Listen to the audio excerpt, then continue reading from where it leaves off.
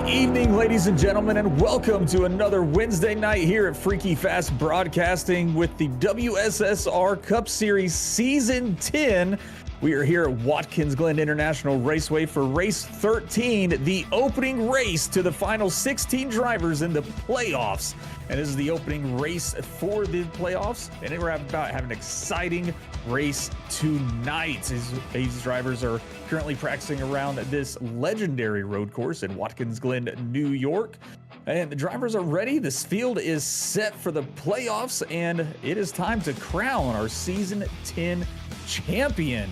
And we'd like to thank our sponsors that helped put this league together. GTR Simulators partnered with the Stake F1 team. Kick Sauber, featuring the special edition GTA Compact V2 Stake F1 foldable racing simulator. Take your experience to the next level.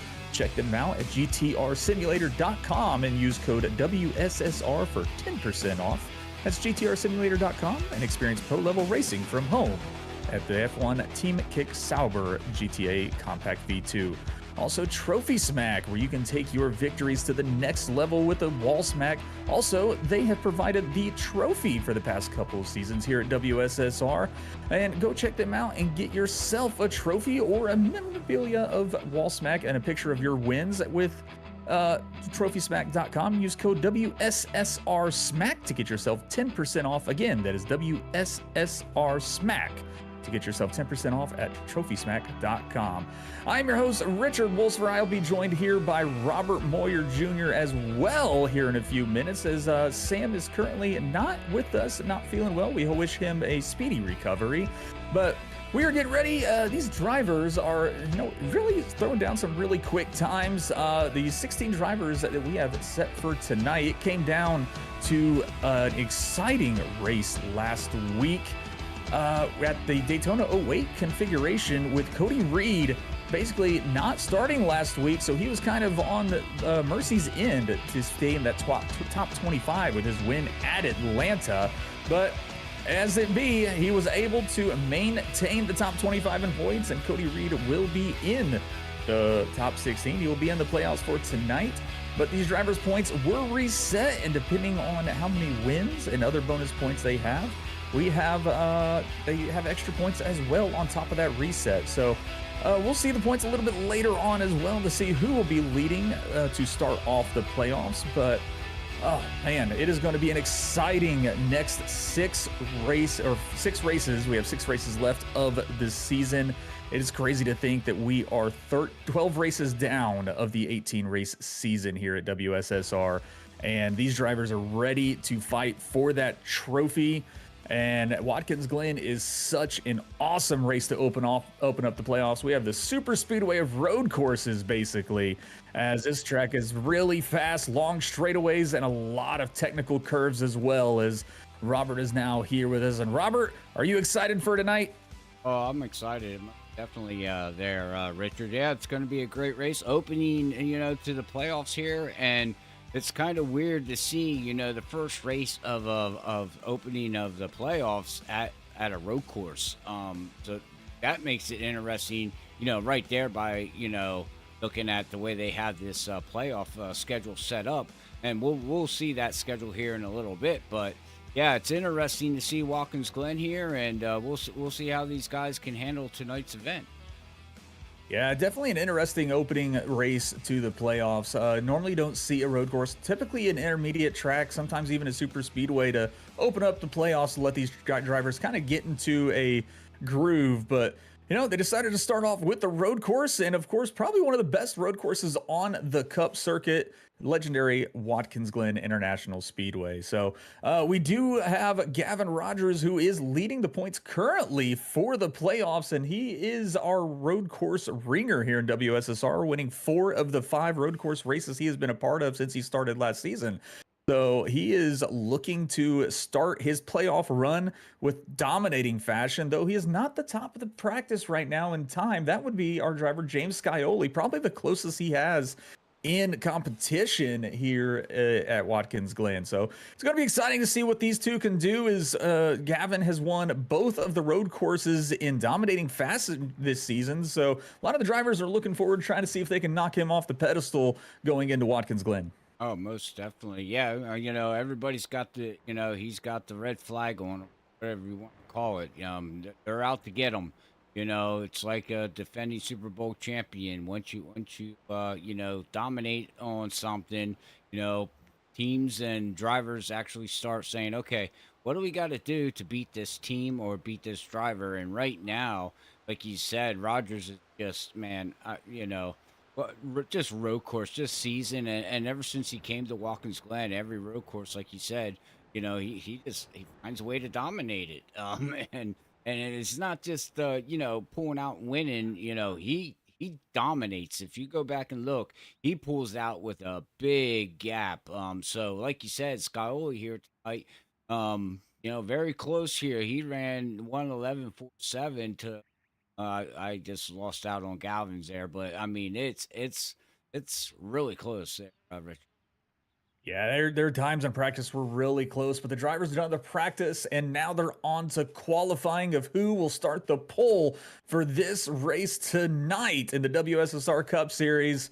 And so the way the practice or way qualifying is going to work here at the road courses, they have 10 minutes or 2 laps to complete their qualifying time, and any X marker or off track or contact into a wall that will negate their time. So when a road course comes up, that is something that these drivers have to be very aware of, because that off track can be the difference between either not getting your time or that 1/10 or 100th of a second off to maybe get pulled. We're right around Gavin Rogers right now. He's on his out lap, getting those tires and brakes warmed up to be able to put down the fastest lap he possibly can. And that right there, believe it or not, is not an off track for these drivers. That is a inbounds runoff for the cup cars here at Watkins Glen. You won't see that in any of the sports car racing, but they do allow it for the cup cars here.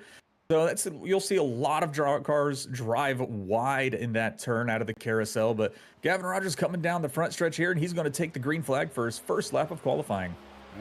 See what he does here on his first lap.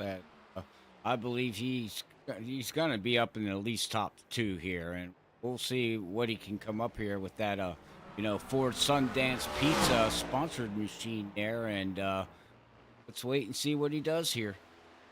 Yeah, Gavin, in that beautiful Ford Dark Horse Sundance Pizza 75 machine there. And, it's an interesting day for racing today. As we've got the track temperature itself is 118 degrees. That is a hot track. These tires might actually wear, because typically with these cup cars, the tires don't wear as much usually. So we'll have to see. Some drivers might opt to take tires when they come in for pit for fuel later on, because we'll have a stage break during the race at about lap 15 where we won't throw a caution. So these drivers will have to figure out when they want to pit to take fuel. And we'll see the strategies on if they take tires or they don't take tires. Some drivers might feel that new tires will be necessary. Others might just, take the fuel and get back on track. They'll get on track a little quicker, might sacrifice a little laden speed. But Gavin Rogers is going to complete his first lap here, and that is going to be a 1:12.151. The only driver to complete a lap so far. So that will currently put him on the pole, but, slower than his practice lap, Yeah, but still a pretty fast lap.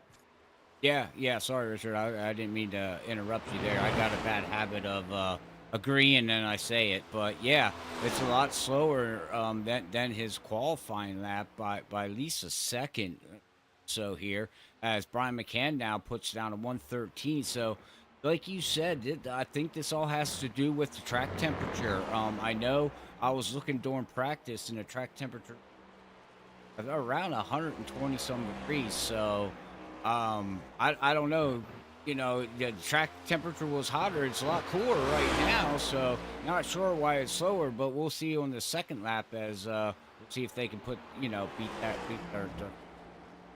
Yeah, Gavin Rogers about a 7/10 seconds slower than his practice, but of course practice is a little different than qualifying. Tires aren't as warm or brakes aren't as hot either, but he's coming down the final turn down the front stretch here. He's going to take the checkered flag for his qualifying time, and that will put Gavin Rogers at looks like he's going to have a 1:11.581. That will be the current pole position.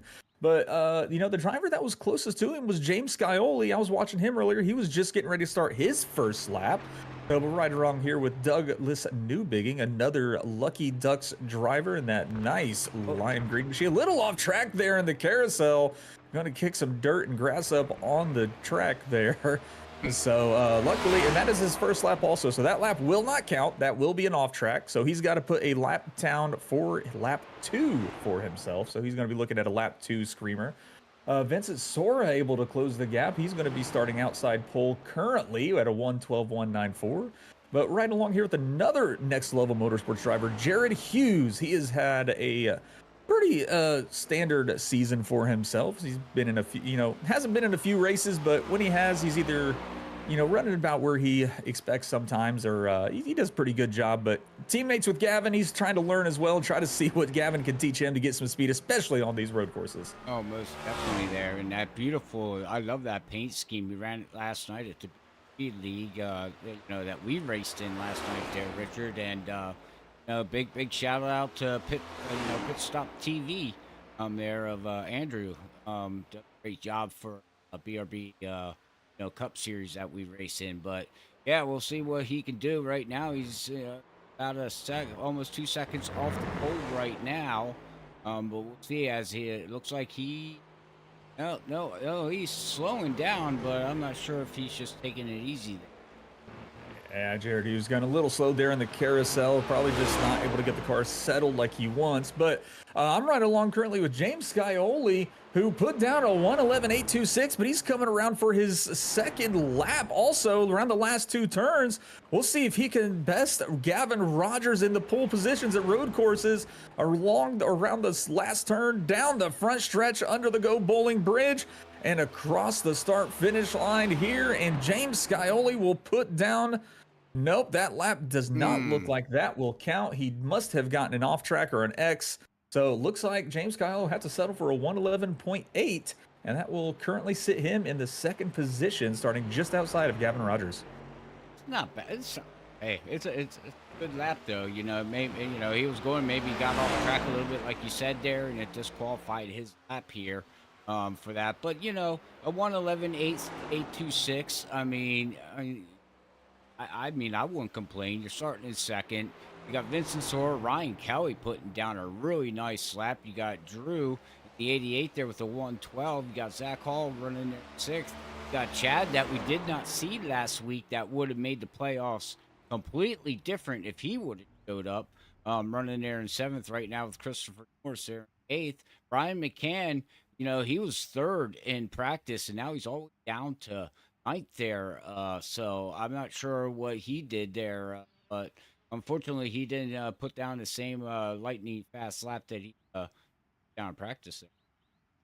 Yeah, no, he must have had some off-track issues, or just like I said earlier, tires probably just weren't warmed up to his liking, or his brakes weren't, primed and ready either. So it does seem like all the drivers must be done with their qualifying. I think we got a few still on track. Drew Drua, maybe, and maybe Larry Ying. No, does not seem like any drivers are on track currently. So all the drivers seem to be done with their qualifying. We do still have quite a few minutes here, but let's take a look at the standings for the playoffs for as we start race 13 here, the opening race for the playoffs here. And Gavin Rogers, as we kind of expected, is on top with his 3 wins this season, and that will put him 9 points above James Scioli, who is starting just outside of him today here at Watkins Glen. So that is going to be probably the race to watch all race long. Those two are going to be swinging and banging on each other all day, trying to see who can get those points and take the lead after today at Watkins Glen. But Larry Yingling, he recovered extremely well from such a... Oh, no, it wasn't Larry Yingling. I'm thinking someone else. But Larry Yingling has had a great season also with starting 3rd. And then we have John Forbes going to be in 4th. In Zachary Hall in 5th, tied with Vincent Sora, who that's who I was thinking, who did not have the strongest of seasons to start off, but he recovered extremely well, was able to make it into the playoffs, and is going to be sitting tied with Zach Hall for the bonus points in this point situation right now. Yep, as you said there, and then you look at Drew, they're in 7th. You got Cody Reed. You noted on that at the beginning of the broadcast. He makes it in, puts himself in 8th position, by just squeaking into the playoffs with that one win, puts him in eighth position as of right now. And then you got Jared Talmadge that they're also tied with Cody Reed with one win. He got that last week, which put him into the in playoffs. And then you got Ken Campbell, Ryan Kelly, Danny Cochran, Nick Crawford there in 13th. You got Cedric Hunter in 14th. Brian McCann, he's into the playoffs again.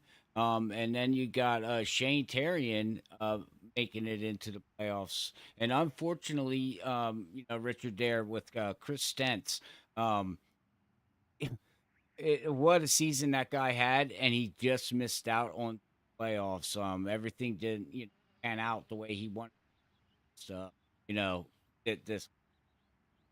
Yeah, it didn't play out at all. Just missed the playoffs by one spot. So unfortunate hit for him. But Cody Reed, like we were talking about earlier, he is so happy to be in the playoffs. Originally, when he started this season, he was not going to run a full season. But after getting that win in Atlanta, he changed his mind. He's like, I've got to make a strong chase or attempt for that playoff spot. And he did it. He was able to fight back from extremely tough situations all season long and was still able to maintain that top 25 in points to let that win count to move him in the playoffs. So it'll be exciting to see if he can, pull up a little bit of that Atlanta magic that he had to start the season off and see if he can make a great charge up front and maybe challenge these drivers like Scioli and Rogers for the win. But tonight we've got our pick'ems also, and it's just going to be me and Robert, just the two of us. Robert, taking it up in the microphone now since it would just be me normally. But Sam, hope you do get better, sir. But tonight I'm gonna have to go with my boy, good old G Rogers there. Gavin, I think he is the one to beat when it comes to road courses, and he's done it over and over again and proves that this is his specialty, and I guarantee he's looking to start off his playoff run strong with a win tonight. Almost. You know what? Unfortunately, I'm going to have to go right with you with the G Rogers there of the 75 and next level motorsport. It just there's no one showed yet that they can beat this guy. So until that happens, Richard, yeah, I just got to go with it. You play the winning lottery numbers, and hopefully you win. But I know definitely I don't have to play the numbers tonight. The 75 is going to be in victory lane. There it is. Gavin Rogers taking the Pick'ems sweep again from us here in the booth. But let's take a look at the rest of the schedule to start off this, or for the rest of the year. And we're here at Watkins Glen. Next year they'll be going to Texas, a nice intermediate track. That'll be a fun one to watch. New Hampshire, a flat 1 mile track. Texas will finish the first round of the playoffs, by the way. That will be the first set of eliminations after Texas. So the drivers have got that in their sights and that on their minds as well, because nobody wants to be eliminated. They want their playoff chances alive, and they've got to make it happen, this week and next week at Texas.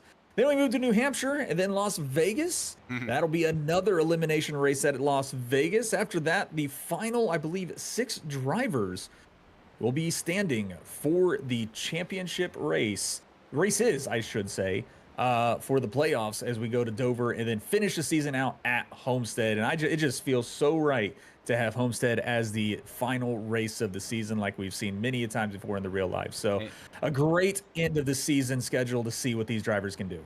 Amen on that. I agree. Homestead is a track that belongs. Beautiful, nice weather.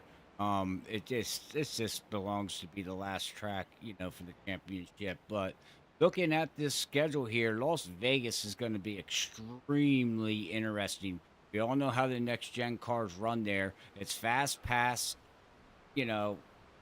action racing going on there. The cars are going to be on top of each other, left and right. So that's going to be interesting. But what really, looking at the schedule, Richard, what really gets me there is New Hampshire.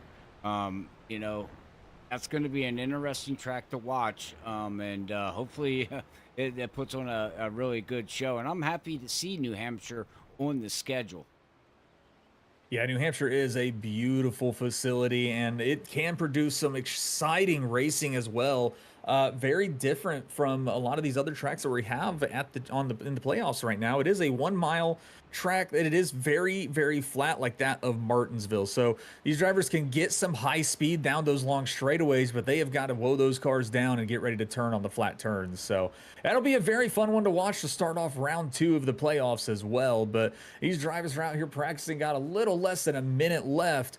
And, just another quick shout out to the sponsors of the league, Trophy Smack. Go check them out, trophysmack.com, and use code WSSR Smack to get yourself a purchase and a discount as well. And, of course, GTR Simulator for coming on board and partnering up with the WSSR. Go check them out, gtrsimulator.com. Use code WSSR for 10% off. So thank you to the sponsors. And, yeah, Robert, I mean, this is, I feel like the racing can't come quick enough. We've still got a lot of practice for these guys during this warm-up time, but they're all out practicing, seeing if there's anything else they can do to maybe increase their time, find a little bit more speed, because Gavin's got that target on his rear bumper, and I know James Scioli is definitely going to be hunting him down all race long.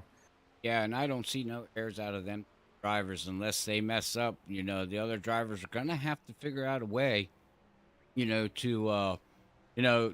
keep up with them or pass them. I'm not saying that anybody's out. We know Zach Hall, he's really good at road course racing. Nick Crawford, really good at road course racing. There is other guys in this field that can, figure it out and, pass them maybe, or hit strategy, or if one of them two mess up, we'll have to see. But here we go. We're getting ready for the starting grid to come up and the race. All right, these drivers are getting ready to grid up and get racing. Let's look at the starting lineup for tonight's opening playoff race here at Watkins Glen. Gavin Rogers, another pole for the season, will start off in front on the inside, on front row, pole position. On outside of him will be James Scioli in the 77. Starting in position 3, Vincent Sora, and just outside of him in 4th, Ryan Kelly. Drew Jewell will be rounding out the 5th place. Zachary Hall, last season's champion, will be starting 6th. 7th place will be Chad Wilkes, and just outside of him will be Christopher Norris, who we saw a lot of speed at Road America earlier this season as well. Will be starting P8. 9th place will be Brian McCann, and to round out the top 10, Larry Yingling.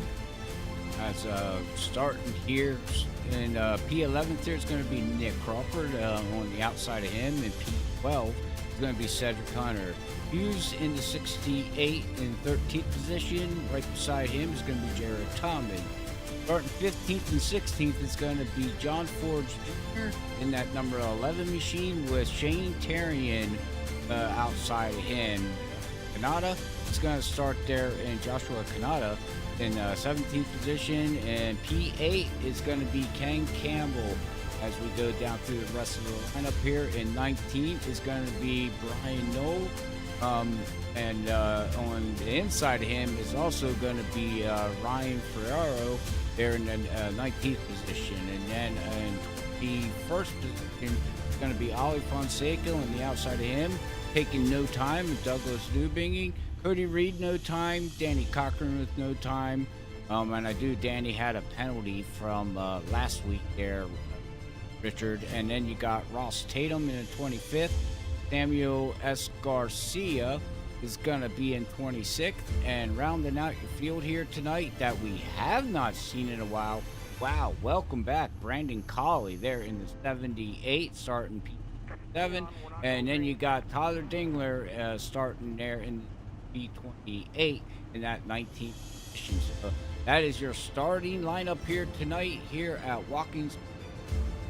Thank you, Robert, for finishing that off. And yeah, Brendan Colley making his return again this season, and he's missed quite a few races, but good to see him back out there in the field as these drivers are making their way around the track, getting ready to take the green flag. And a lot of these cars look beautiful on these tracks with great camera angles as well. But another driver who, starting further up the field, Drew Jua, usually seeing him start pretty far in the back, and he always makes his way up through the field. But good to see him qualifying pretty high up.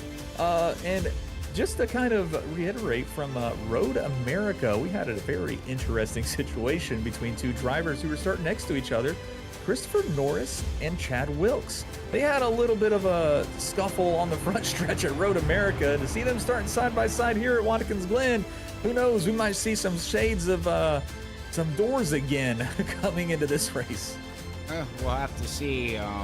Hopefully not, but we all know how that can go sometimes. You get inside the car there, Richard. All of a sudden you just, you don't think, and you just race and things like that. So we'll have to see how that all plays out.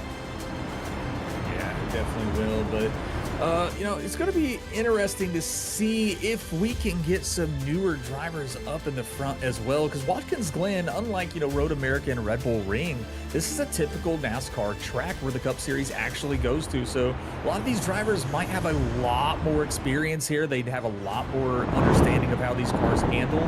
So we might see some drivers we didn't see up front normally at those other road courses might make an appearance up here as well. So, but I know the race last road course between the 3-4 up front there, Gavin Rogers, Scioli, and Vincent Sora, that is also going to be a fantastic race to watch. I hope, or I'm looking forward to see, especially James Scioli, who had a faster practice time than Gavin Rogers.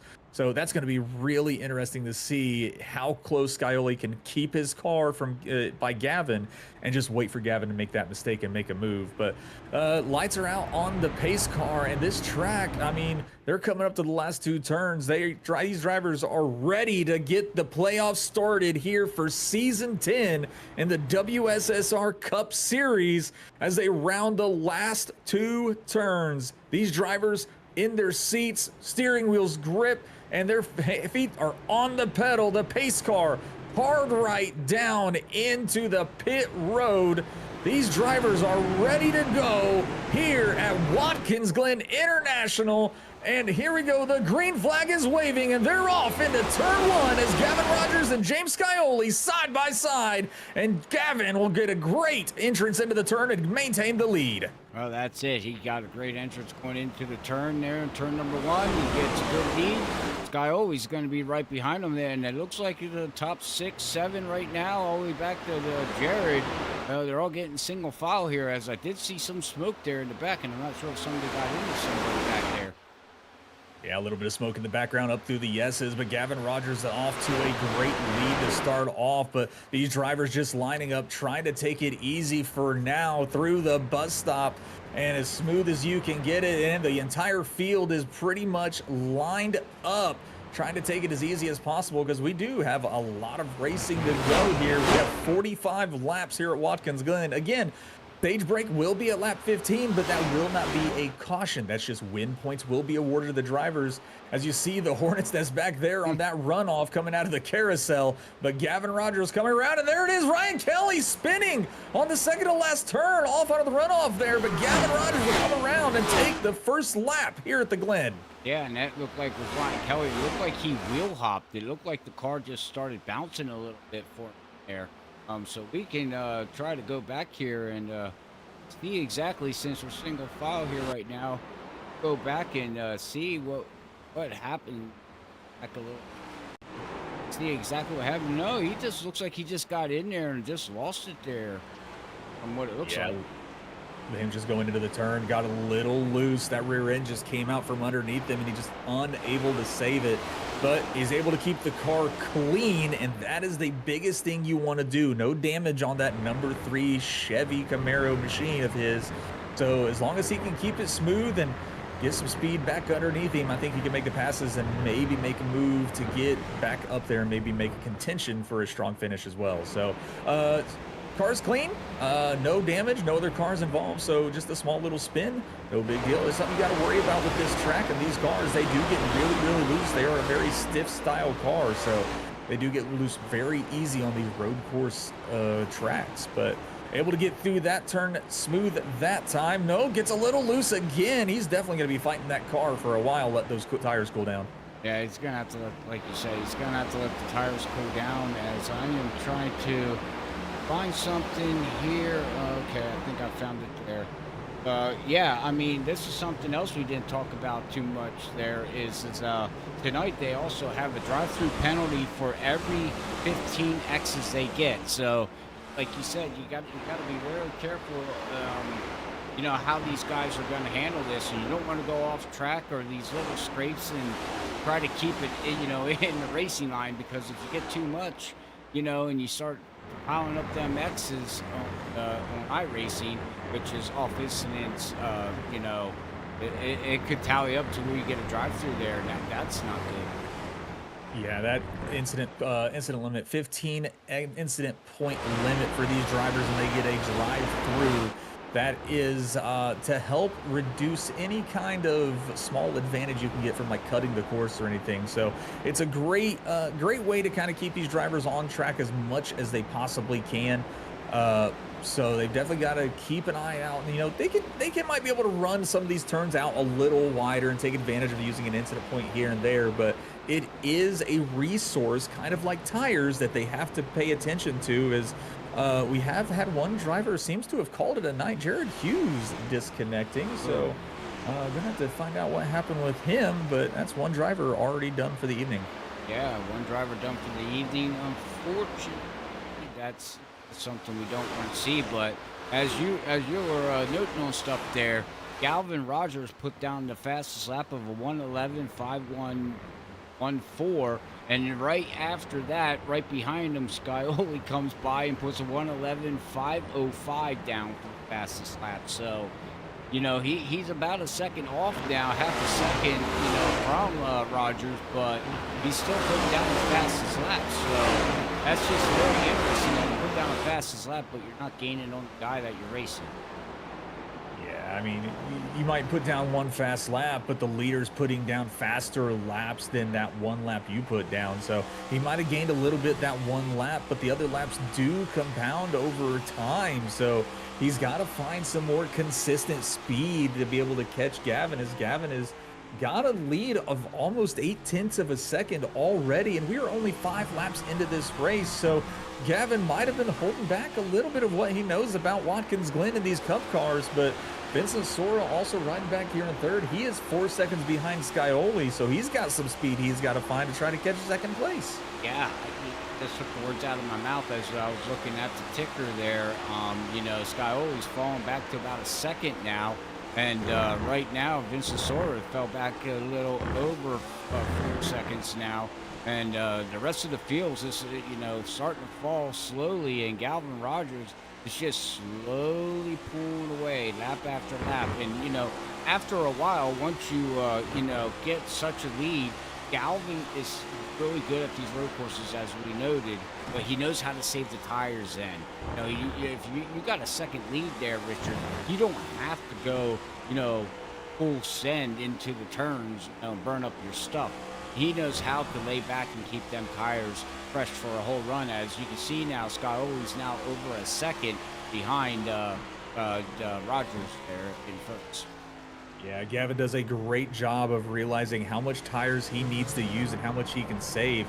He gets these big gaps, and then he'll spend maybe a couple of laps kind of just chilling, taking it a little bit easier to let the tires cool down, maybe save a little bit of gas, because, the less time you spend on pit road can also make a huge difference. So if you can find a way to increase that gap between you and the driver behind you to be able to save a little bit of fuel later on, I mean, that's not a bad strategy as well, because that can make a difference between a 10th of a second on pit road, and that can really make a difference on your exit as well. So Gavin, increasing that lead, he's definitely over a second ahead of James Scioli now.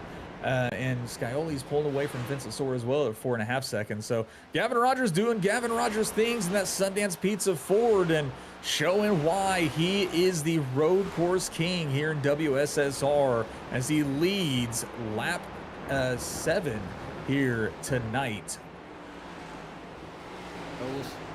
We'll go back through the rest of the field here, and we'll talk about these other drivers. And Christopher Forrest here, running right now in 7th position. He's 8 seconds behind, but John Forbes is right behind him in that other machine. Right now, for stage points would be Jared Talmadge in that SpongeBob machine. And I noted earlier when he brought that, they all came out with that SpongeBob scheme, and I forget what track it was they did it, but it looked really cool. And comments right now. He's sticking with the SpongeBob, saying this thing has got me into the playoffs. I ain't changing schemes. I mean, when you have a scheme that's been working for you and it made you get into a spot that you wanted to be in, might as well keep running it till it doesn't work anymore. And he's running that SpongeBob scheme until he doesn't need to do it anymore. But yeah, these drivers, they're doing really good here at Watkins Glen. I haven't seen a lot of issues on track yet. So, like I said, this is a typical NASCAR track. So a lot of these guys have a lot more experience than the other ones. But right along here with, looks like Nick Crawford, I believe. Yes. And he is doing, sitting back here in the 13th position, trying to chase down that of our, our controller driver, Shane Terrian, in the number 9. Another strange thing to hear about is just a driver who can drive on a controller rather than a steering wheel and pedal set. But that is a beautiful machine there. Simrap Market, number 9 of Shane Terrian, as he's leading right now. Nick Crawford making a little bit of a gain there on him as they head up into the S's. Crawford trying to gain that time and maybe make a move down the straightaway into the bus stop, but looks like Shane Terrian's going to have a little bit more momentum than Crawford, and he's going to be able to pull away down this long chute. Yeah, it looks like he's pulling away just a little bit there, but we'll see what we got here as we get the Shane here. And looks like Nick caught up to him just a little bit, but yeah, I like Shane Terrian's new paint scheme that he brought out there. You got Team DSR, you got SWN there doing that scheme, and I'm sure you got it over there with Simrap Market's paint scheme. You would know better than me there, Richard, but yeah, he's looking good as Nick Crawford's going to look down on the inside, and I do believe he's going to get him coming in final turn, and he does. He gets around Shane Terrian. So good run there for Nick Crawford. Yeah, great move by Nick.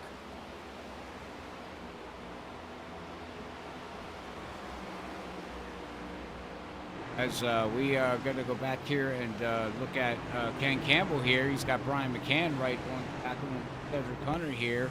Brian McCann trying to do everything he can to catch up to these cars here, as he looked pretty good there in practice for a while, but he's just back here running right now. It looks like in 17th position with Cedric Hunter, and you got Brian Knowles right behind with Ryan Ferraro, and after that spin there with Shane Terrian, not Shane Terrian, Ryan Kelly here, he's back in the 21st and really hasn't gained too much positions out there, so we'll have to see, if he tries to save some fuel and try to work his way up, but he had the fastest car, and unfortunately he's not rebounding back yet. No, not really rebounded that. I mean, it is hard, especially here at the road courses, especially not having any full course cautions unless they deem as necessary, like a full track blockage, but it's really hard to recover after a mistake when you don't have a full course caution. So he's just kind of got to get the positions he can at this point and maybe make the difference on a pit road strategy call. So we'll have to see what Ryan Kelly can do the rest of this race, but yeah, he's got a long road ahead of him if he wants to try to get up there and try to race for some stronger points later on. But Ken Campbell back in the number 15, back in 16th, though, he has had, ever since he's partnered up with McConey setup, or not McConey, that's Team Conti, he has had a phenomenal season. He has definitely gotten way better since partnering up with them. He's learning some, probably some new techniques and new things.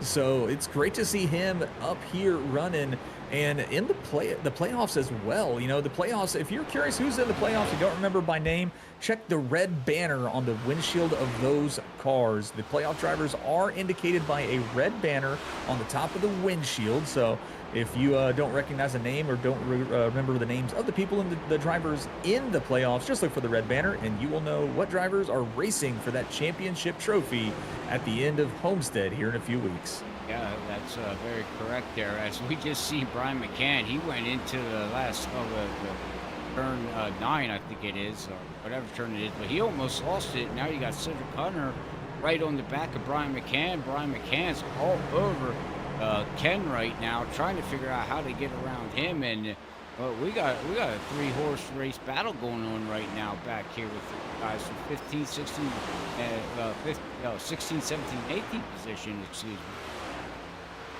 Yeah, great battle with these drivers. Brian McCann is definitely putting the pressure on Ken Campbell there, as we'll see. He's going to stay in line, following through the bus stop. Cedric Hunter also putting the pressure behind Brian McCann. He's looking to make some passes also, let these two kind of work it out and see what they're going to do, wait for the mistake and then strike. But down the carousel turn we go, then the straight here, the runoff, they're going to run up over that curb. That again, that is not an off track for these drivers here on this configuration of Watkins Glen. And this is where Brian McCann took a chance last time here into turn 10, but he's just going to sit behind Ken Campbell and wait it out. Ken Campbell able to get a better run, is going to expand that lead a little bit, but Brian McCann still right on the back bumper of Campbell as they come down the straightaway to complete lap 12. Hey, complete lap 12, and you know, just watching Brian McCann, and you watch him, the car is it's loose. You can see it. It's whirling back and forth every time he runs out of the exit. So you can see right now, he looks good right now, going up through the S's here, right on right now, Ken Campbell. And I don't know if Ken Campbell is mirror driving or not, but that's got to be, I don't know what the word I'm trying to say, but nerve-wracking, you know, trying to hit your lines, your braking points and things like that. You got a car riding up your butt there. Yeah, you know, the difference about road course racing in a car in your rearview mirror like that is, you know, in ovals, you can pretty much hit your mark. It's the same, you know, there's not a lot of turns you have to worry about hitting your mark, you know, perfectly. Whereas here, road course race, like you're looking in your rearview mirror trying to figure out what they're planning on doing, because you got to watch to see if they're going to dive it into the turn on you. But you also got to be prepared to hit your braking zones and hit the apex of those turns. So he's definitely got to be a little nervous as Brian McCann gets that number 8 right up onto the bumper of him. And Ken Campbell's got a mirror full of that Firebird on the hood of that Chevrolet. How about looking at that all night right now? We're 13 laps into it, and that's all he's been seeing. And now look who's Brian Knoll is now in that 00. He's right behind Cedric Hunter. Now we got a 4-way battle going on back here. These guys don't know what they're going to do. And oh my goodness, coming up through the S's, Brian is all over Ken. Man, that's got to be nerve-wracking. Like I said, man, I'm sorry, but that's. You really got to look at the braking point. Brian really slowed that braking point right there. Yeah, Brian broke a little bit earlier than Ken Campbell. What he's trying to do is he's trying to get a later acceleration in that turn to get the momentum through it. So he was able to get a little bit of a run, gain that ground back up, but that's going to give, oh, he gets a little loose there. Now it looks like Cedric Hunter's going to try to make a move, but no, he's going to slot right back in front of Cedric Hunter, but Cedric Hunter's now right back up on his bumper as well as these two drive into the turn. Yeah, I said they're battling back here. We also got a battle going up here with Christopher Norris, do believe Zach Hall and John Forbes right now are all over each other here. John Forbes Jr. and then a JDF machine there. These guys are just right on top of each other, and you can see the difference in the driving style of these guys. Some of the guys, you know, got other turns figured out, and the other ones got the other turn figured out, and it's like a slinky. They go back and forth, as you can see. Christopher Norris get right up there on Zach Hall, and now you got John Forbes right on top of Christopher Norris, and now you can see him just pulling out a little bit. So, you know, different braking points, different turning points, different, you know, getting back on the gas. There's a lot going on. If we would have the camera, you know, for footwork, these guys are working it left and right, left and right, left and right. And these drivers are racing for stage points also, as they are within that top 10. So, or no, they're not. I'm sorry, I misread that, but they are still racing for a position. So, no, that is 6th, 7th, and 8th that we're looking at. So that is points. That is stage points they're looking at. As we are on the last lap of the stage as well. This is lap 15. So, but Gavin Rogers is leading this race still now at a 1.5 second lead of that of James Scioli, and Scioli has extended his lead over Vince's Sora to 8.5 seconds. So this race right here for 6th, 7th, and 8th, this is one to watch as John Forbes is looking the outside of Christopher Norris, going to get close to that rear quarter panel, going to try to side draft a little, pulling back. But who's going to take the braking zone here into the bus stop? They're going to go side by side. No, Forbes is going to back off a little. Wow, and Christopher Norris just did a looked like he was dirt mounding it there, and he went up over and jumped the one curb, jumped the other curb, and I don't know if you got any X's on that there, Richard. But wow, I mean, he look at the gap that he just pulled out by that with John Forbes, trying to figure out how to get around him and couldn't figure it out. As we now got Zach Hall all over Drew, trying to pick up another position here in the stage here as this last lap, like you said. So right now, Gavin Rogers did win the stage here. Yeah, Gavin Rogers was able to get those 10 extra points for the stage win. Again, there is no caution for the stage end, so these drivers are going to continue running under green flag conditions. But oh man, a great dominating performance by Gavin as he takes those 10 points into the playoffs from stage 1 here at the Glen, with James Scioli getting second place, and that'll be 9 to him as well. So but top 10, it seems, for the stage will be Gavin Rogers, James Scioli, Vincent Sora in third, Chad Wilkes in fourth. I do believe Drew Jewell actually got fifth, as Zachary Hall just made a pass on him just now. Christopher Norris seventh, John Forbes Jr. eighth, Joshua Kanata ninth, and Nick Crawford will round out the top 10 for stage 1.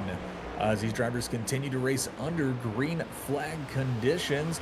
Robert, it's a great time. We'll take a commercial break here since the stage is over, and we'll come back and see what these drivers are up to, as we saw John Forbes get to the back of Drew Jewell, it looked like a little bit there. Oh man, pushed him off the track a little bit, but we'll be right back. We'll check out these commercials and a word from our sponsors, and we'll just get back to this fantastic racing here in the middle of the field at Watkins Glen.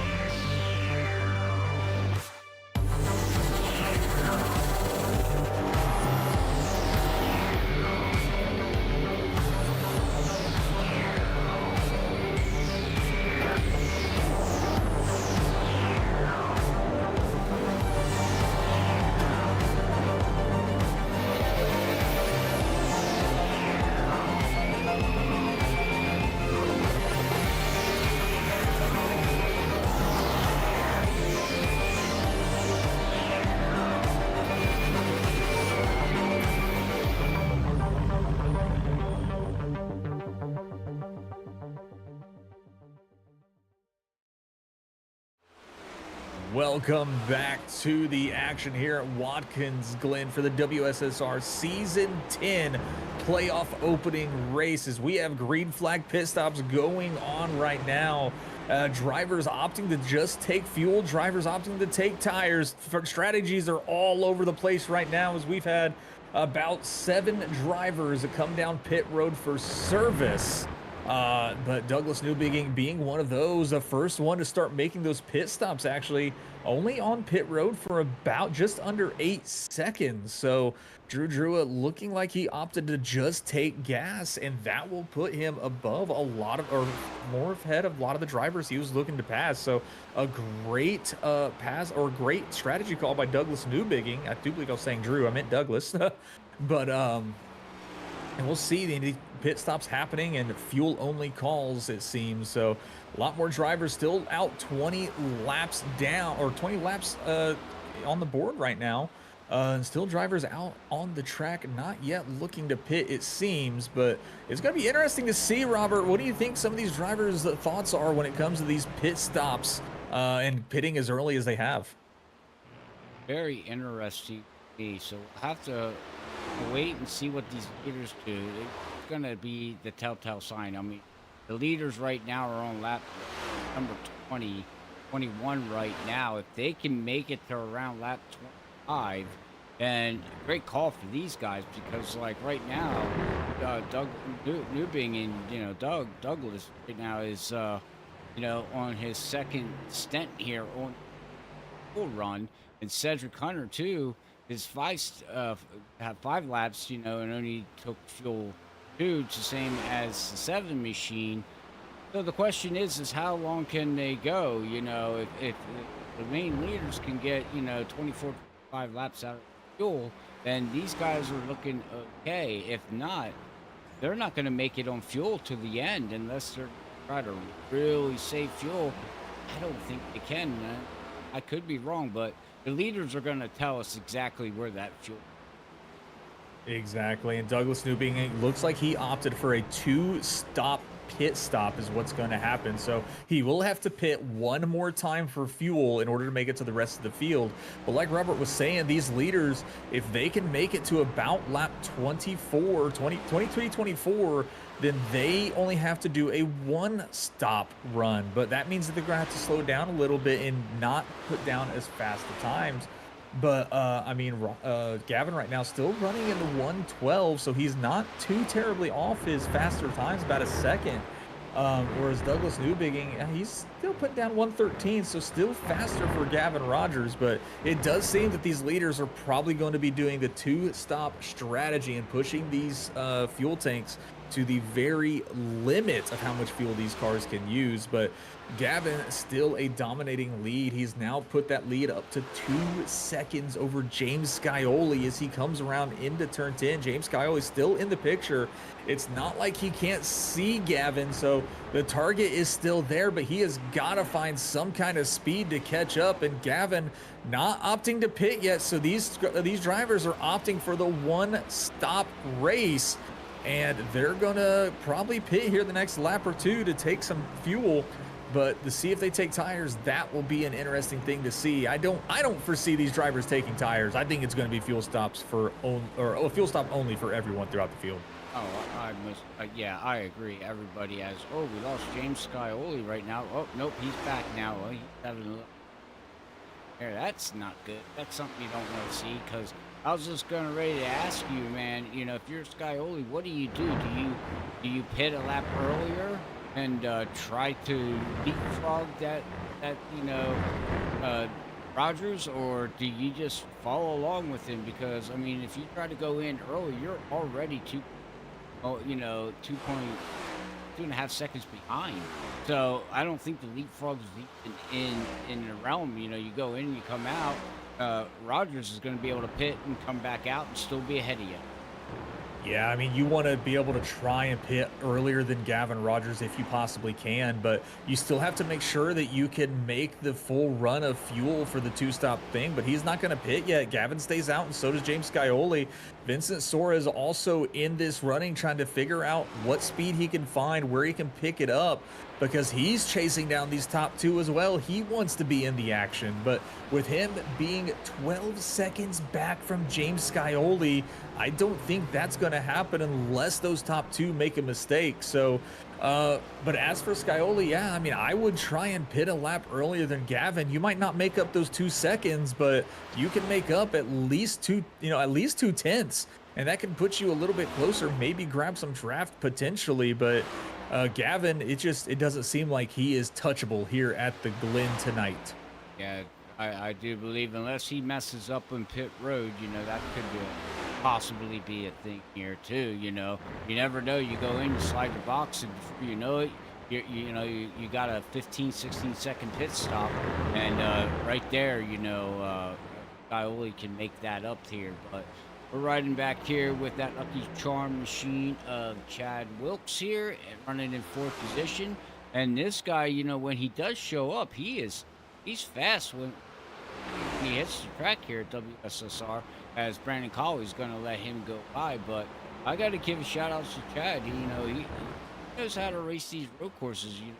We've seen at Road America, unfortunately, what happened there. You can go back and watch that broadcast. But right now he's all out here all by himself, no one around him, and he's just putting down laps and trying to figure out what he needs. Yeah, Chad Wilkes has been extremely fast in every race that he has been a part of. He just always seems to be in the wrong place at the wrong time. So he's kind of in no man's land right now, but sitting in fourth, that is a pretty nice place to be sitting still as we jump back to Larry Yingling currently and see how he is running, fighting back there, trying to get some points as well as he's as well in the playoff look as he's sitting back in the 11th position, racing against Cody Reed, who's in 12th, who's having a strong run for himself as well. Cody Reed is trying to make a move and put the pressure onto Larry Yingling. And like we touched before, Larry Yingling is one of those drivers who doesn't really make a lot of mistakes. So Cody Reed, he's either going to have to hope that Larry Yingling makes a mistake, or Cody has to find a little bit more speed and just make an aggressive move, which we know Cody for doing that. Cody has been a very aggressive racer. He likes making moves when he can. So I feel if the time's right, he will make that move to the inside to try to force Larry on the outside and make that pass going into one of these turns. I agree with you. The other note on Cody Reed too is that he's very aggressive, and that got him in trouble last week being very aggressive. But I got to give him a little shout out here tonight though. Right now, running that Larry Arts looks like a Coors machine, the old Sterling Marlins there, which I do like that paint scheme. That looks well, I've always liked Coors Light, Sterling Marlins being back in the 2000s. Really nice out on track. But Cody Reed right now, you got to give the guy credit. Right now he's running in 12th position, and he's just trying to do his thing, trying to catch Larry, but he's also running a very clean race. Yeah, very, very clean race for Cody Reed. And, that's one good thing about these road courses is you're not really going to have an issue where you get caught up in other people's mistakes very often. We did see one earlier where we were under commercial. Drew Jua actually do believe called it a night. He had a huge moment where he got someone got into his rear bumper there and shoved him off into the gravel pit.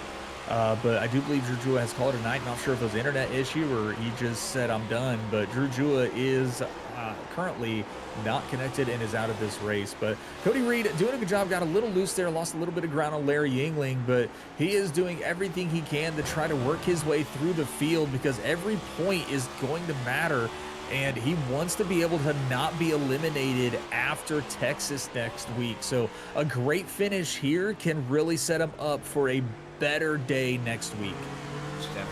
Most definitely. Yeah, I agree with you there. As he's falling behind a little bit, but you got to get out there but also you look at the rest of the field here right now. You got Brandon Colley still back here, all the way back in 24th position. He's back here just doing his thing and just enjoying himself with the Bass Pro paint scheme there of Mark Martin's old scheme there. But like you said, Drew Drew, unfortunately, is going to finish in fifth position. And update there of Tyler Dingler, he ran 16 laps and back out on track, it looks like, as he back here in 26th position, couple laps down, 11 laps down right now, but hey, doesn't matter. Get the track and, use it for practice. Let the fast guys buy you and just, watch them and see what they do. Yeah, track time and seat time is definitely important when it comes to sim racing, especially here trying to get better. But even if it's a track you're not really liking or whatnot, Watkins Glen is one of those tracks that's just a lot of fun to race. So good to see Tyler back out on track. And I did get an update on another driver that decided to call it a night. Jared Hughes found out that his grandma is not doing very well, so he decided to park it and not race tonight. So prayers to him and his family. Hope everything is going well and his grandma gets well as quick as too. So prayers to you and your family, Jared, and hope you return to track next week. But right along here, this is going to be Ollie Fonseca and that beautiful Ohio State number 24 machine. He's doing really well. He's actually running back in the 21st, so he could have a better day, but he's got to figure out where he can find some speed and make his way up through the field as well. But that is a great looking Ohio State machine for the Ollie Fonseca. Sure, you want to rephrase that beautiful scheme? You know, Robert, I am not a college football fan, so I cannot take sides on any of that. Okay, I just wanted to make sure that you're because to me, it's Ohio State, Big Ten, that we can get into a whole different subject, but we're not going to. So we'll leave that go as, we'll go up and see. I do believe this vehicle here, as you can see that little Penn State album there on the back of the tires. Now that might, just be a logo, but that's the team that you, or Adam. Anyways. Oh, yeah. Well, there we are, right along with Christopher Norris, putting the team that Robert apparently likes to root for on his car. So Christopher Norris running back here in the 16th position. He has pit, so he is another driver that has hit pit road already. More and more drivers starting to come down pit road. I mean, Gavin Rogers and the leaders, they've still ran 30 laps without hitting the pit yet. So an interesting move by a lot of these drivers on what their strategy is, because the strategy is kind of all over the place, it seems. So Norris hit the pit road about 5 laps ago with Ryan Kelly as well. So currently 16th. That's not really where his running order is going to be once the pit cycle's gone through. But we'll have to see where he comes out when the leaders decide they want to come down pit road. As we ride along now with our 3rd place driver currently, Vincent Sora, who is quite literally out in no man's land. As you see, there's like no cars ahead of him or behind him, as he is 15 seconds behind James Scioli and 20 seconds ahead of Chad Wilkes. So it's a long road ahead of him. Actually, not 20 seconds. I lied. That's 5 seconds ahead of Chad Wilkes. Looked at the times wrong. But still 20 seconds or 15 seconds behind that of Gavin Rogers. He's got a long, clear road ahead of him to try to catch up. Yeah, long clear road with 16 laps to go here, ladies and gentlemen. We'll see. These guys are now on lap 31, so we don't know what the fuel run is here. We didn't get the numbers, so I don't know how far they can go, but I would imagine they got to make a pit stop here very, very shortly, not just basically top off to get to the end of the race.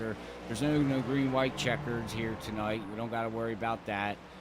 So there's no yellows. They already did the stage, went that, no yellows being thrown here at a road course. And so it's very interesting to see when these guys decide to, make a pit stop, as looks like we do got some drivers in. It looks like it's going to be Jared Talmadge there in that 27 machine.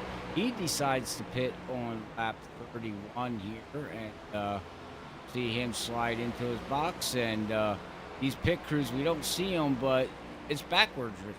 I mean, instead of going to the right side, change tires, they got to go to the left side, change the tires first, and then to the right side to change the tires. So when they come to Watkins Glen in real life, even the pit crews, they got to practice switching, because the car comes down at the other side here.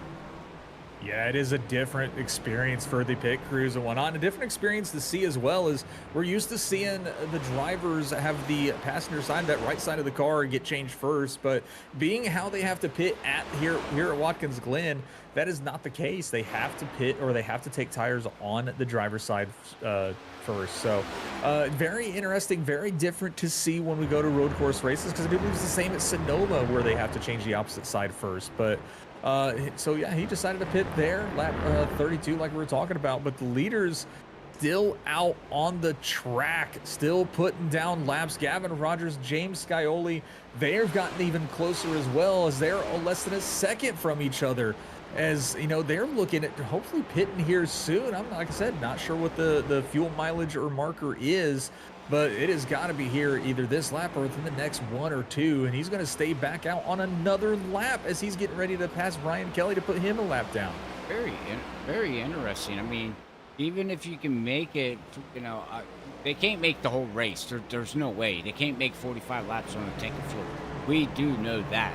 But the question is how far do you just keep going? I mean, you got two guys up here, James Scioli and Rogers, the class of the field here tonight. And Scioli's been having a little bit of internet connection, and he comes and goes every once in a while. But like you said, he's got it down to a second now, and he's starting to pick up the speed and trying to see what they did last lap. And they're basically, lap times right now still, they're on top of each other. But you can see Scioli, James there, he's slowly creeping into Rogers. Now, the question there is Roger, slowing down, saving little tires? Maybe he has a fuel number, in his head, and he's like, well, I got to back off and save a little gas to make it to that fuel number if he doesn't come in this time by, which we're going to see here as he goes to the final third. Yes, and here comes pit stops. He's going to be the first one in. James Scioli's going to stay out, and Rogers locks it up going into pit road, as we'll see what he decides to do, if he takes tires, which I would imagine not. Like you said, Richard, you're in the top there. No reason to take tires. Just fill it up and get out there. Yeah, just take some time. Let's just take the gas and get back on track. But it's possible Gavin Rogers possibly just got speeding into pit road. I believe that was being called over the radio. So it is possible Gavin Rogers getting a penalty, but he's going to take some tires here. Looks like the left side's going up. He's not going to take right. So right sides as well. All four tires for Gavin Rogers and fuel. We'll see if he's got a penalty to serve. It does seem that might be the case. Gavin Rogers hit with pit road penalty.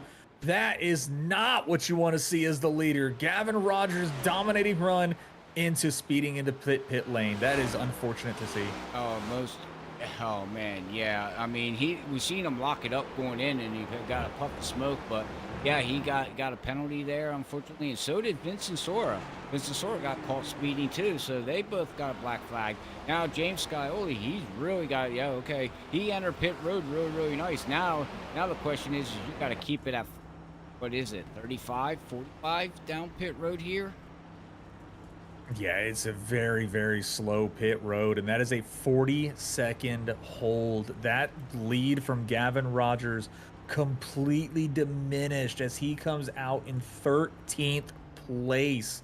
Even with 5 cars up there still waiting to pit, don't know if he's going to be able to get around them during their pit lane as well. But James Scioli, a good pit road. He didn't even have to be aggressive into pit road either. He does not get a penalty. He will come out as our basic leader, actually. So James Scioli could be the winner of this race because of a penalty from Gavin Rogers and Vincent Sora. Yeah, not only that, Scioli didn't take tires. He just took fuel.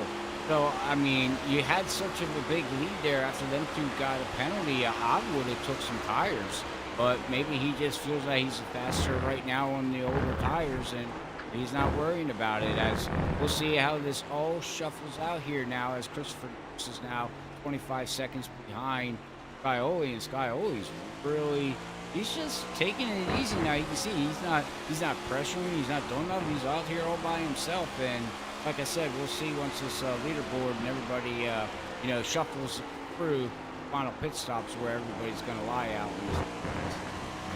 Yeah, That is two drivers that have, because of an early pit stop call for themselves of Christopher Norris and Nick Crawford, they have been able to get up, and Christopher Norris running second here at Watkins Glen. A fantastic strategy call from him, and has been able to maintain a good speed, catching all the way up. So Zachary Hawes would ride along with him. He is currently down or back in 6th place as well.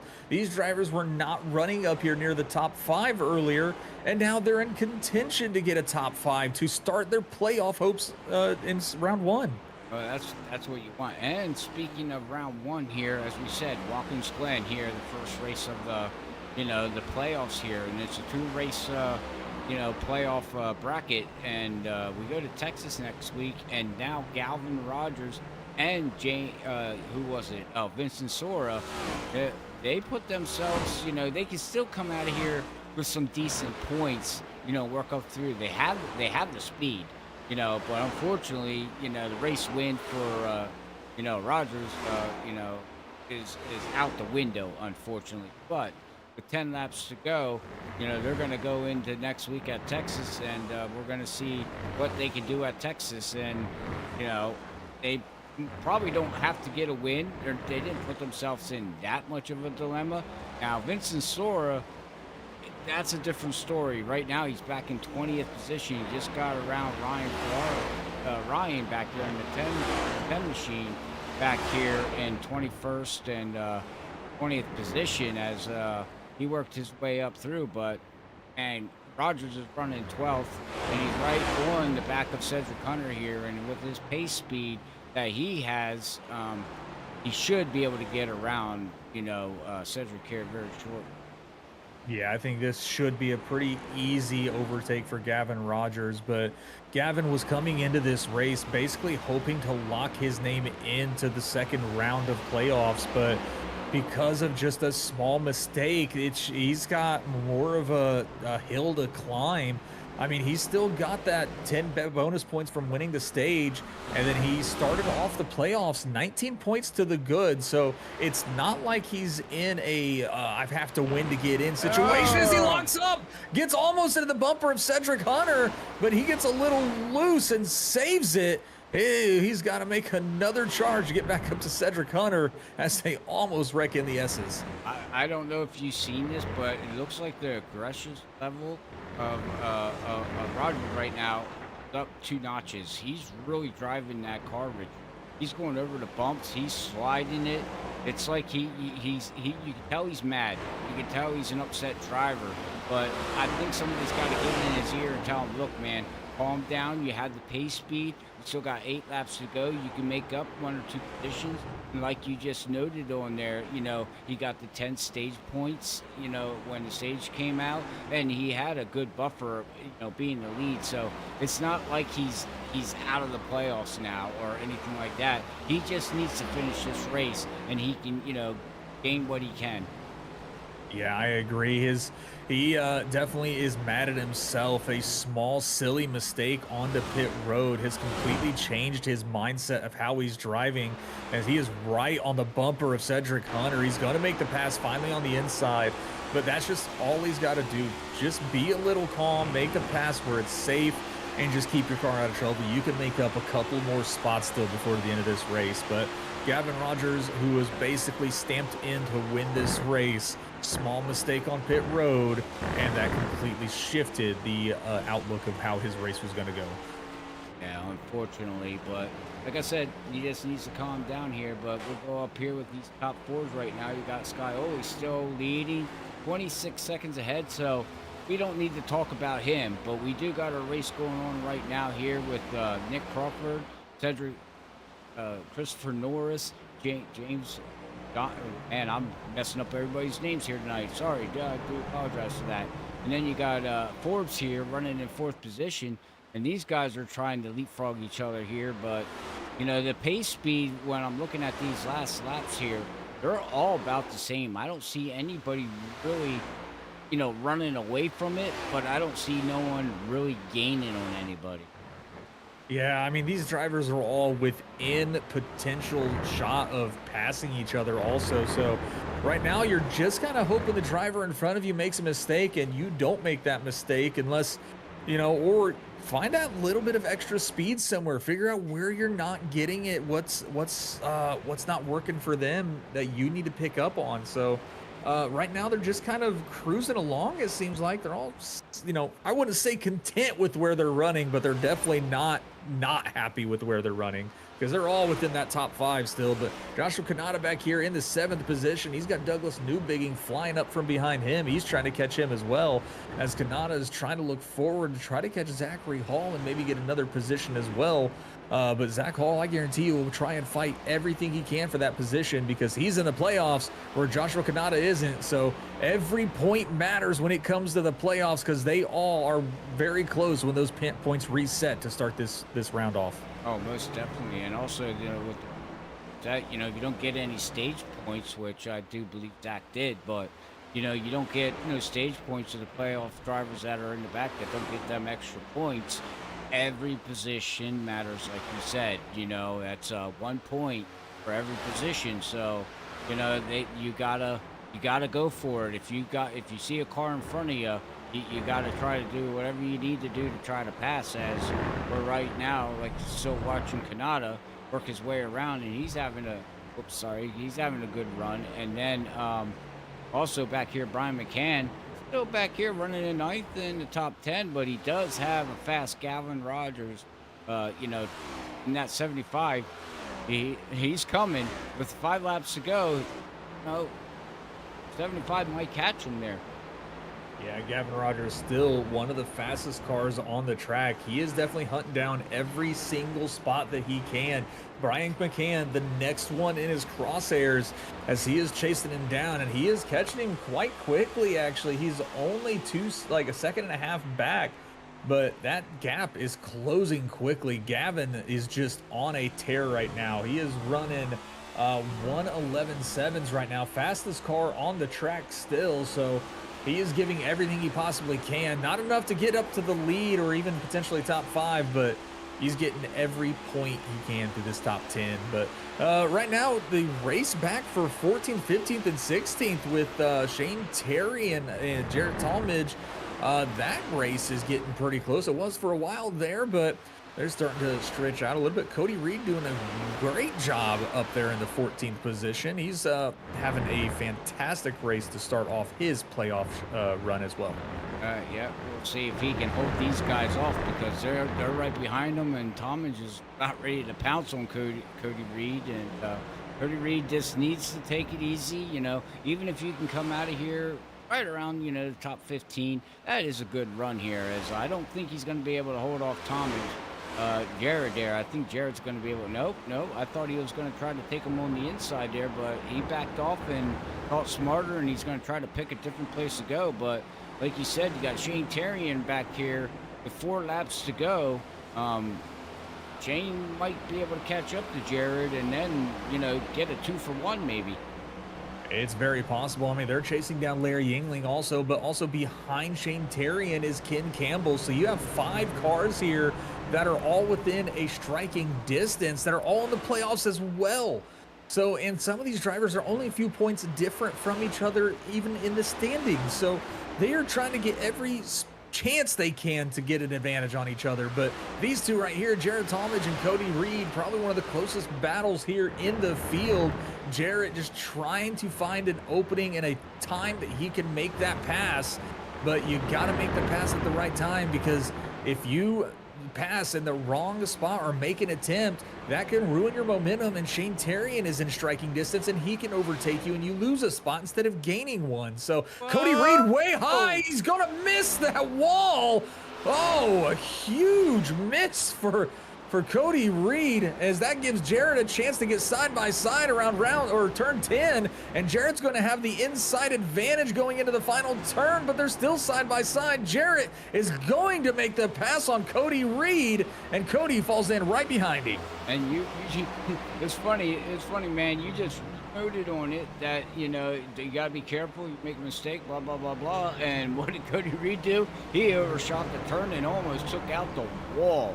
I mean, good driving from him to not do that, but yeah, unfortunately he's going to lose a position now, as Talmadge is now like you said, going to move up one more position. That's one more point. That's something that he needs there. And you still got Shane Terrian.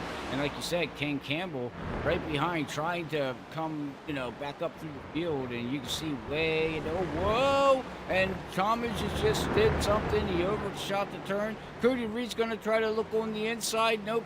Here comes Shane Terrian. He's going to look on the inside of Cody Reed. And now he's going to try to go on Jared here and see if he can get a 2-for-1, like I said. It's going to be interesting as it goes side by side down into turn number 10. Oh, and Jarrett has a mirror full of cars. Cody Reed looks like he got in the rear end a little bit, but Jarrett runs Shane Terrian a little off the road there, but nothing egregious. But Shane Terrian able to get around Cody Reed. These four are all taking every chance they can, but Jarrett's going to have a little bit of breathing room as he extends that gap. But Shane Terrian, he is on a roll, and he is trying to close that gap, get right up on the bumper of Jarrett. And Jarrett had a huge nervous thing in his rear view mirror there for a little bit as those two were side by side going into turn 10. But we're up here on the final lap, the freaky fast white flag. James Scioli has taken the white flag of the race and is still leading by 28 seconds. James Scioli wanting to take away the road course wins from Gavin Rogers over a small mistake entering pit road, but Scioli hit the pit road perfect, made the stop when he needed to, didn't speed, and he is on cruise control right now as he gets ready to go into the carousel, bouncing over the curbs. But James Scioli has put himself in contention to lock himself into round 2 from Watkins Glen. 2 turns to go. James Scioli getting ready to dive down into turn 10. He's done it. Gavin Rogers no longer on top here at the road courses. Will not go 3 for 3, but James Scioli saying, this, I'm here, I'm ready to win, will win the opening round of the playoffs of season 10 here at Watkins Glen. Wow, what a race, and yeah, what a defeat. He breaks, Rogers, winning record here on road courses this season. He finally gets it done, and he takes it, locks himself into the second round here at WSSR. Congratulations to him. Christopher Norris, they're still trying to come across the track as we got Scioli down here, celebrating, and everybody else is still trying to finish the race as Christopher Norris, Nick Crawford are going to come home in your top 3. Great run by Chad. John Forbes Jr. there's going to finish Rogers. 11. Gavin Rogers drag racing down the front stretch, trying to get another position, banging with Joshua Kanata, but Gavin Rogers will pass Kanata and will finish 7th after his mishap on pit road. So wow. A great recovery from Gavin Rogers as well. Oh man, what a race to the finish that was. But James Scioli is your winner tonight to start the playoffs in season 10 here at Watkins Glen International Speedway. With that being said, ladies and gentlemen, congratulations to James Scioli. Be talking to him here tonight in the post-race interviews. And then you got Christopher Norris and Nick Crawford with a great run, like I was saying there, as we got excited with the other battle going on there. But John Forbes going to come home 5th, and then you got Zach Hall coming home 6th there with Rogers coming home 7th. Great rebound for him. Unfortunately, what happened, Kanata, great run for him in 8th. Brian McCann and Douglas Newbigging is going to round out your top 10 here tonight at Watkins Glen. Round number 1 of the playoffs here at WSSR Cup. We will be right back, ladies and gentlemen. Stay tuned for your post-race interviews here with Richard and Robert A. Moyer Jr.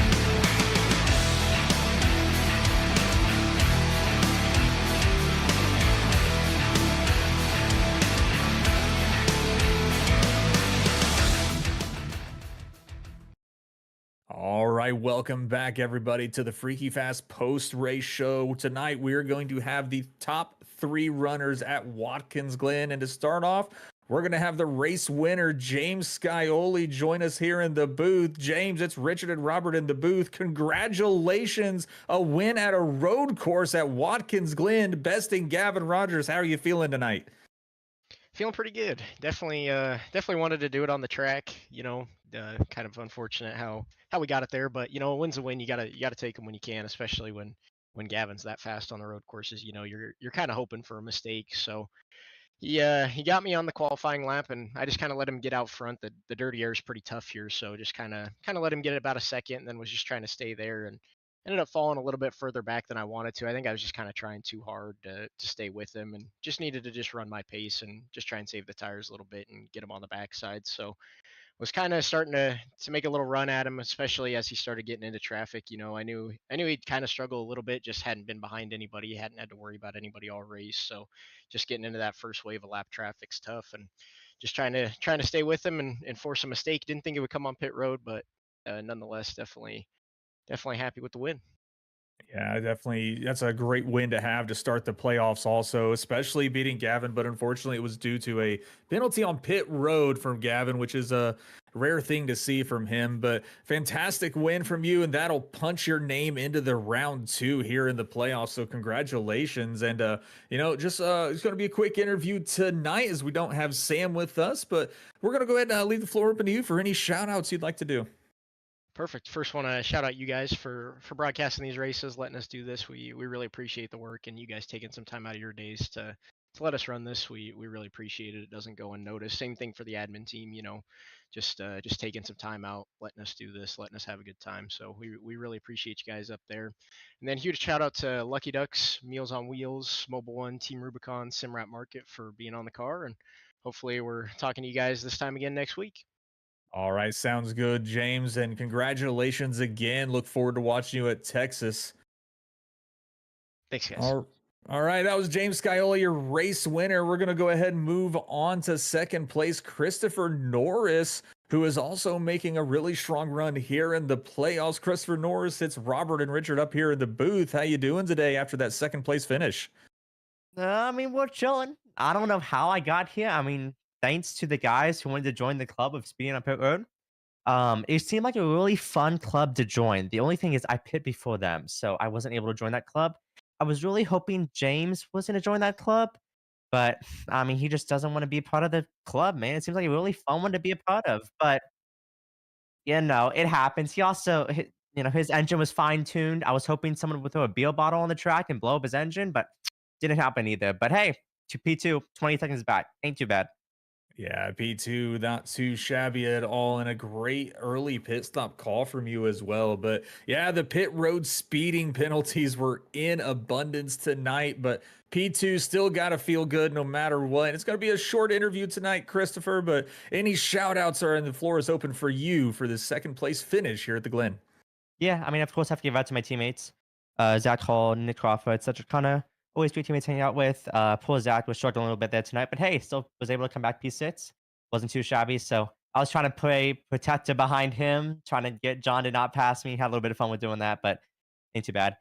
You guys, of course, put on a great show. My sponsor, customlids.com or lids.com. You guys a favorite hat, customlids.com. You can make an amazing custom hat. It's a lot of amazing ones you can have. I may have a few for my iRacing stuff, even though I don't have a camera on anymore. I still wish I could show those off, but hey, that's a lot of work to put those up. I'm sorry.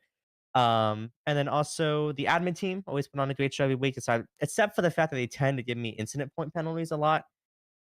It wasn't my fault, I promise, but that's it. All right. Well, Christopher, thank you again, and congratulations on a second place finish tonight.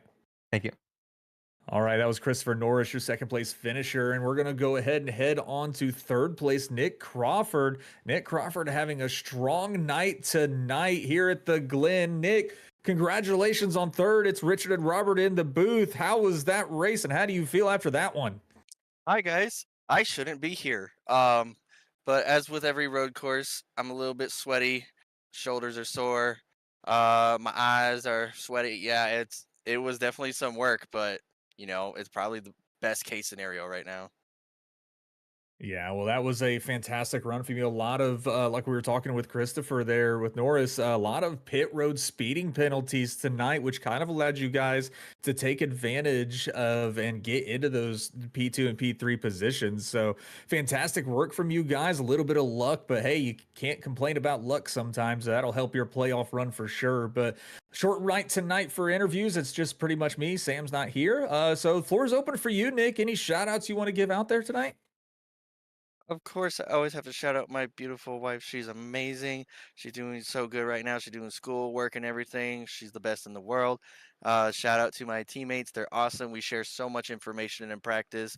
If it weren't for Zach, Cedric, and Norris, they give so much information, brakes, fuel, everything. And then shout out to the admins for running the league. And I think besides you guys, that's it. Shout out to the broadcast. Awesome, Nick. Well, we appreciate you. And again, congratulations on third place here at the Glen and good luck the rest of the playoffs. Thanks, Richard. All right, that'll do it for our spotlight drivers, our top three tonight. So let's go ahead and take a look at the race results as it was interesting into the Glen tonight. As wasn't really expecting the way it kind of panned out. James Scioli able to take the win away from Gavin Rogers, so he's going to take the win tonight. Christopher Norris will come up second. Nick Crawford, teammate from Snowy Desert Racing, also in third. Chad Wilkes having another strong night here in fourth. John Forbes Jr. will round out your top five. Zachary Hall, our last season champion, another Snowy Desert Racer driver, there in sixth place. Gavin Rogers was able to recover from that penalty up to seventh, so still a strong run from him. Joshua Kanata rounding out eighth, Brian McCann ninth, and Douglas Newbigging able to round out your top 10 for tonight's race. Yeah, a great rebound there from I've got to give it a shout out to him. And you heard all the struggling with Snowy Desert Racing there. But they all bring it home in the top 10 here. Let me go back here and we're going to look, and my talk about here is going to be two drivers. You got Ryan Kelly that qualified up in position, coming around there. He's going to finish 51 seconds behind in 11th. Now, it's not bad. He rebounded back to 11th, but he had to really work to get back up to that position there. And then my second guy here is going to be Vincent Sora. He got that speeding penalty. He's going to wind up coming home, almost one lap down, unfortunately, there in the 18th. As look through the rest of the lineup here, then you look back here, you got Brandon Colley. It was good to see him back out on track. One lap down, Ollie Fonseca, Danny Cochran, Tyler Dingler, unfortunately, the back marker racing there, plus 29 laps down. Hey, gave it a go, and then you got some disconnections here with Drew left, and unfortunately, Jared had to up and leave for family said there. Hopefully everything worked out for him, and thoughts and prayers to him and his family. And Ross Tatum, 6 laps down, and we didn't get to talk about him much, but unfortunately he's going to finish 28th, last place car here at Watkins. Yeah, Ross Tatum doesn't seem like he started the race, but man, the racing isn't over. That's just the opening round to season 10 playoffs, and James Scioli taking the lead away, and he is going to look forward to going to Texas as he doesn't have to worry that much. Next week, though, broadcasting returns with the ISRC as they start their Monday Truck League at 8:50 p.m. Eastern. You can catch all the action with the Truck Series there, the ISRC. Then Wednesday, we return back to the WSSR Cup Series for race number 2 of round 1 of the playoffs. You can catch all the action again here at Freaky Fast Broadcasting at 8:50 p.m. Eastern and catch these drivers racing at Texas Motor Speedway. So look forward to those broadcasts, and you can also catch all the prior races to this season on the YouTube channel as well. And yeah, man, I'm looking forward to next week's Texas race. That's going to be a very interesting one with some drivers we were expecting to have a little bit more of a comfortable lead coming in. They're still not too worried, but I mean, they still have to look forward to the races past that as well. So Texas, going to be an interesting race to watch next week, Robert. And note on that too. I'm not even sure. I don't know if it's the new Texas or the old Texas.